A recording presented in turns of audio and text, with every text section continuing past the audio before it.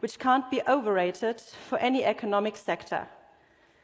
It offers a high quality of living, excellent connectivity, and an inspiring and convenient environment for business.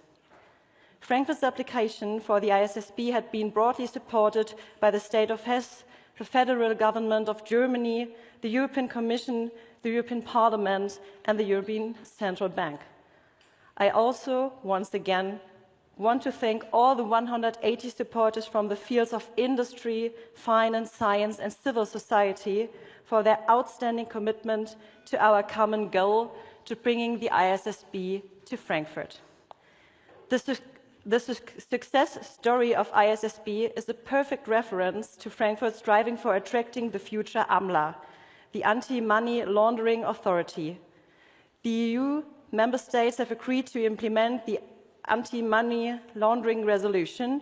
The call for proposals for the headquarters of AMLA is expected for the next presidency of the Council of the European Union, which will be conducted by Sweden.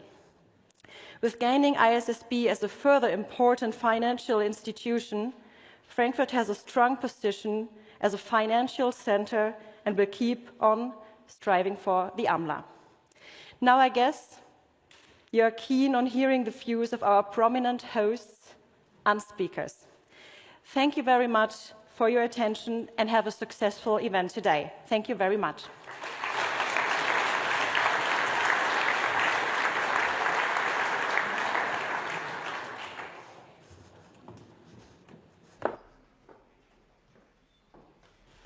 Thank you very much to Deputy Mayor Wüst. And it is now a great honor to hand over to the chairman of this year's European Banking Congress and Chief Executive Officer of Deutsche Bank, Christian Sewing. Wonderful to see you again. The floor is yours.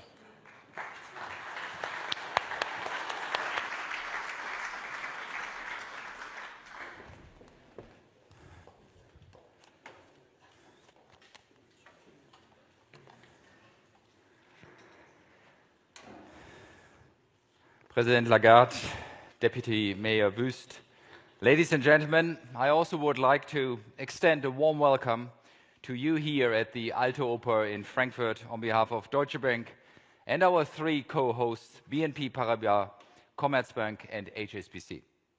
It is an honor for me to open the European Banking Congress.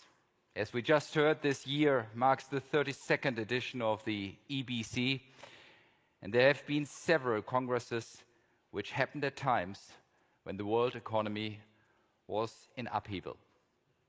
But I think few of us have experienced a situation like the one we are now in. A situation where so many major challenges are colliding and decades-old certainties melt away from one day to the other.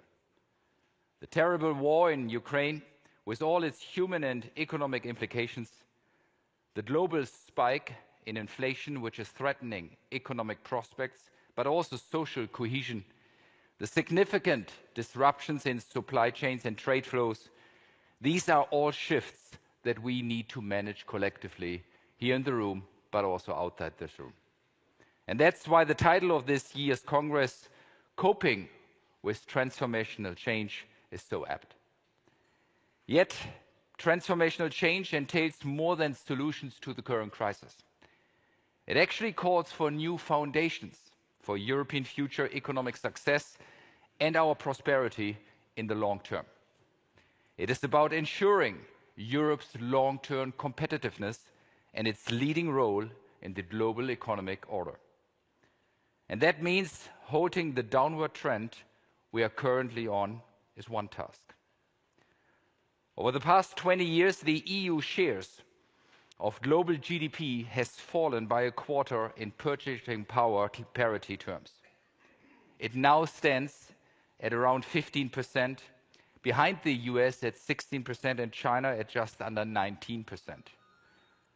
If you ask international observers, many of them associate Europe with slow decision-making, rather weak innovation, an agonizing fragmentation of interests and positions, and also some over-regulation. Kind of an old continent going gray, that is the stereotype.